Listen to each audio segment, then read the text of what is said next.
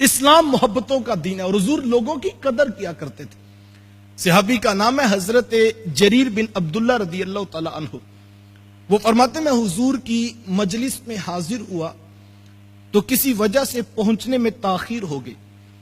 تو جیسے ہی میں پہنچا تو میں نے جا کر دروازہ کھولا تو مجمع کھچا کھچ بھرا ہوا تھا اور ایک شخص کے بیٹھنے کی بھی گنجائش نہیں تھی۔ یار مجمع کیوں نہ آتا جب آمینہ کے لال خطاب کر رہے ہوں، جب دو جہاں کے سردار آقا گفتگو کرتے ہوں، اور جب حضور گفتگو کرتے تو پھر صحابہ تو جھولیاں پھیلا کر بیٹھ جاتے کہ حکمتوں کے موتی اپنی جھولیوں میں بھر لیں۔ تو حضرت جریر بن عبداللہ فرماتے میں نے یوں دروازہ کھولا تو اندر ایک شخص کے بیٹھنے کی گنجائش تک نہ تھی، تو فرماتے کہ اب ایک لمحے کے لیے رک گیا، چونکہ آداب مجلس یہ ہیں کہ جہاں پر جگہ ملے وہیں پر بیٹھ جاؤ،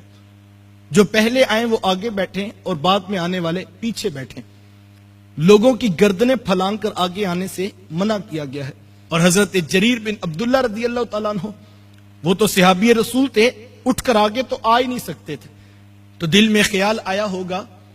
کہ چلو آج آنکھوں کو زیارت نہیں ہو رہی لیکن کانوں کو رس گولتا لہجہ تو سنائی دے گا نا، تو سبق ہی یاد کرنا، چلو آج یہیں پر بیٹھ کر یاد کر لیتے۔ فرماتے میں نیچے زمین پر بیٹھنے لگا تھا کہ میرے حضور کی نگاہ کریمانہ میرے اوپر پڑ گئی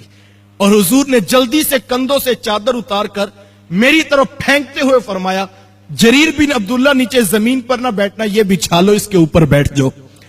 اللہ اکبر۔ میں کہتا ہوں یار کون خطیب ہے جو آج آنے والوں کو کندھوں سے چادر بھی اتار کے دیتا ہو؟ ہمارے معاشرے کی حالت تو یہ ہے کہ یہاں جو لیٹ آئے اگر خطیب صاحب کی نظر پڑ جائے تو اسے اسپیکر پہ رسوا کر دیا جاتا ہے کہ تو اب لنگر ٹائم پہ آ گیا، تو کھانا کھانے کے لیے آیا، تو پہلے سویا ہوا تھا۔ ہم تو لوگوں کو تانے دے کر پیچھے سے بھگا دیتے ہیں۔ میرے حضور کا انداز تبلیغ کیا ہے کہ یار کندھوں سے چادر اتار کر آ کر آنے والے کو دی جا رہی ہے اور اسے بتایا جا رہا ہے عملی طور پر کہ تیرا شکریہ، تیری مہربانی کہ تو پیغام سننے کے لیے تو آ گیا ہے نا۔ اور جب پیغام سنانے والا اتنا مخلص ہو تو پھر میرے خیال میں پوچھنے کی ضرورت نہیں کہ پیغام کتنی جلدی من کے اندر اتر جاتا ہے۔